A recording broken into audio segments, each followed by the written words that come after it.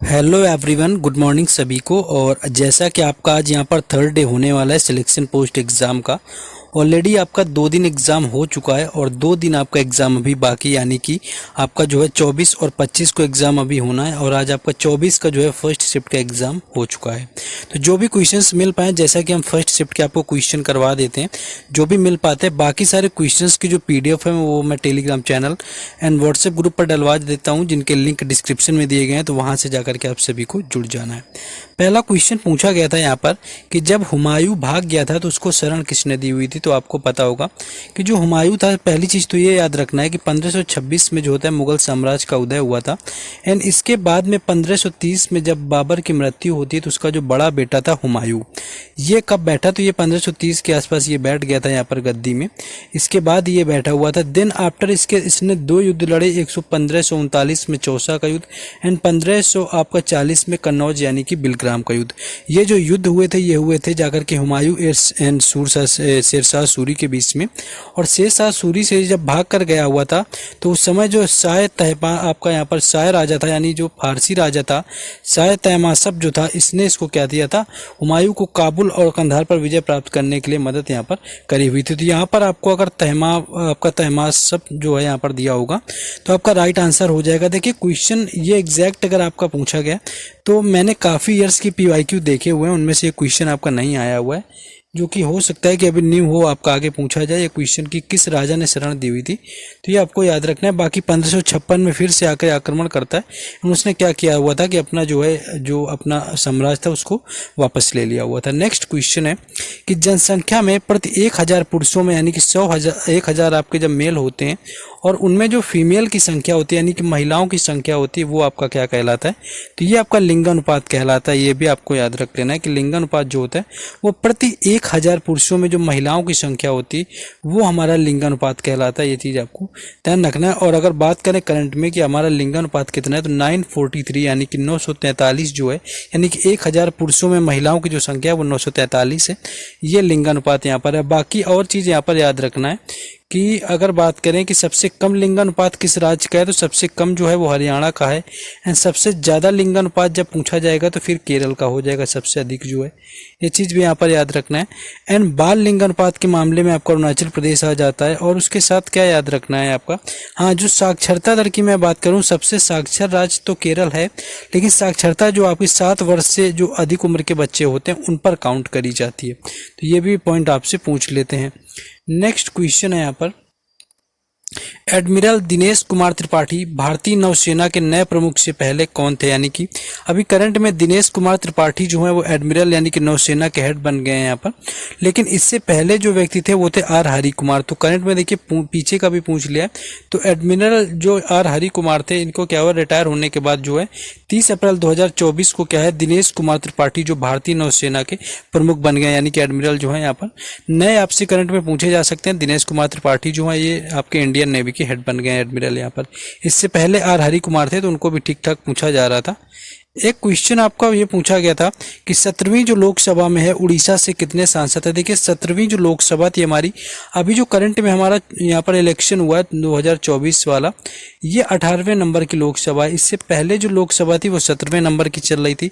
And पहली जो लोकसभा थी वो 1952 में आपकी गठित करी गई थी। तो पहली जो लोकसभा है वो 1952 में आई थी और अभी 17वीं चल रही थी।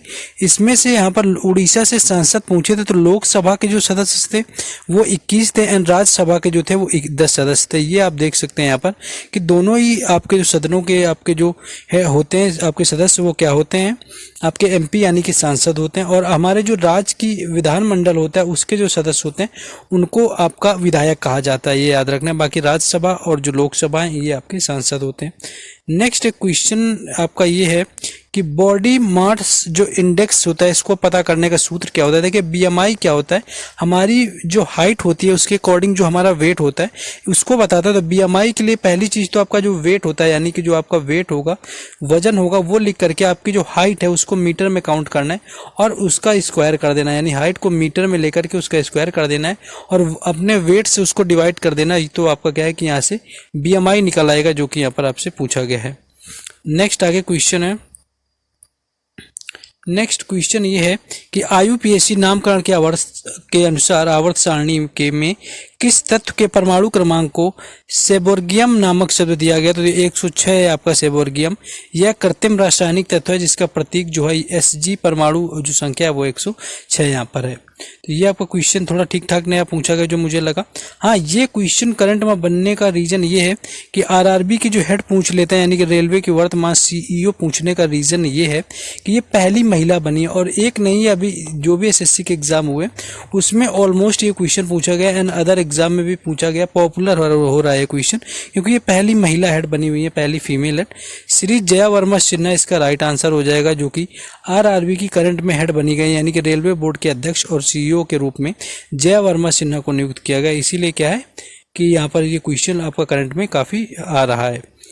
एक क्वेश्चन आपका आर्टिकल 20 पूछा गया था कि जो भारतीय संविधान है उसका जो आर्टिकल 20 अनुच्छेद 20 है वो किससे रिलेटेड है? तो ये आपका अपराधों के लिए सजा के संबंध में जो संरक्षण होता है, आपका संरक्षण प्रदान करने के लिए होता है, यानी अनुच्छेद जो 20 होता है अपराधों के लिए सजा के संबंधन में संरक्षण से आपका जो होता है संरक्षण प्रदान करता है, सजा जो होने होती है। एक आरोपी व्यक्ति चाहे वह नागरिक हो या आपका किसी विदेशियों को मनमानी का अत्यधिक सजा के खिलाफ आप जो होता है 3 प्रकार की सुरक्षा प्रदान करता है। यानी आप ये समझिए, कोई मान लीजिए ऐसा केस करता है कि आपको उस केस में काफ़ी ज़्यादा गुस्सा आती है, यानी कि आप कोई क्राइम कर दें तो ऐसा नहीं होगा कि इस क्राइम की अलग सजा होगी, दूसरा कर दिए तो उसकी अलग होगी, एक ही बार सजा आपको दी जानी, मनचाहे तरीके से जो है आपको सजा नहीं दी जा सकती। ये बताता है हमारा जो यहाँ पर आर्टिकल 20 एंड आर्टिकल 21 कहता है कि जीवन और व्यक्तिगत जो स्वतंत्रता है उसकी गारंटी यहाँ पर मिलती है। नेक्स्ट क्वेश्चन है कि बराबर की गुफा भारत के किस राज्य में स्थित है? ये बिहार में आपकी स्थित है बराबर की गुफाएं, ये भी याद रखना है।